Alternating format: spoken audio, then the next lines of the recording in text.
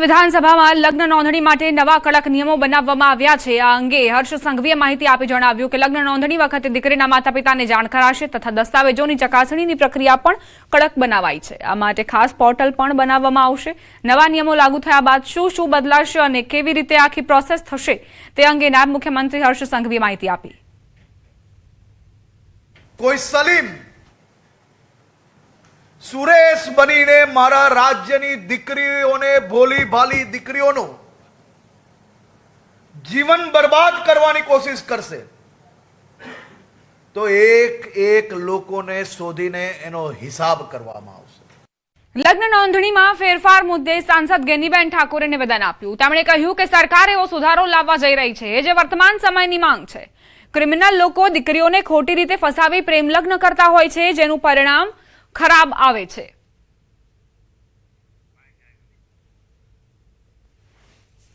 Criminal લોકો દીકરીઓને ભગાડીને ખોટી રીતે લગ્નમાં ફસાવતા હોય છે અને એનો અંજામ ખરાબ આવે છે। એટલે આજે વિધાનસભામાં બિલ લાવ્યું। ભૂતકાળમાં મુખ્યમંત્રી બોલ્યા હતા 2019માં હું ધારાસભ્ય હતી એ ટાઈમે પણ આ વિધાનસભામાં લવ જહાદનું બિલ આવ્યું।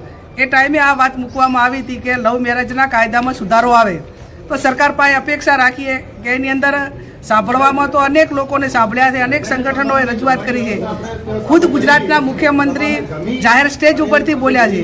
એટલે આ બાબતમાં વહેલામાં વહેલું બિલ લાવીને એનો અમલ થાય એ વર્તમાન સમયની માંગ છે, એ પ્રમાણે સરકાર કરશે એવી આપણે સૌ અપેક્ષા રાખીએ। રાજ્યમાં લગ્ન નોંધણીના નવા નિયમો જાહેર। લગ્ન નોંધણી સુધારા વિધેયકને લઈને પ્રતિક્રિયાઓ પણ સામે આવી રહી છે। માનનીય મુખ્યમંત્રી અને માનનીય ઉપમુખ્યમંત્રીના માર્ગદર્શનમાં જે રીતે લગ્ન નોંધણી સંબંધોમાં જાહેરાત કરવામાં આવી છે વિધાનસભાના ફ્લોર પર, મને લાગે છે કે આ એક ઐતિહાસિક નિર્ણય છે। જુદા જુદા વિવિધ સમાજોના પ્રતિનિધિ, અનેક મા બાપોની લાગણી સંવેદના આ વિષય સાથે જોડાયેલી હતી। બહુ જરૂરિયાત છે આ દૂષણને ડામવા માટે।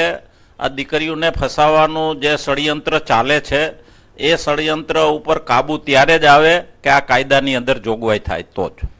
મારું એક જ સૂચન છે કે આ કાયદો બને છે એમાં માતા પિતાની સહી ફરજિયાત એમાં જોગવાઈ કરવામાં આવે, નહીં નોંધણી સમયે જ હોવું જોઈએ। ત્યારે જ નોંધણી થઈ શકે, માતા પિતાની એમાં સંમતિ હોય ત્યારે જ આ નોંધણી થઈ શકે, એ પ્રકારનો કાયદો બનાવવામાં અમારું મંતવ્ય છે।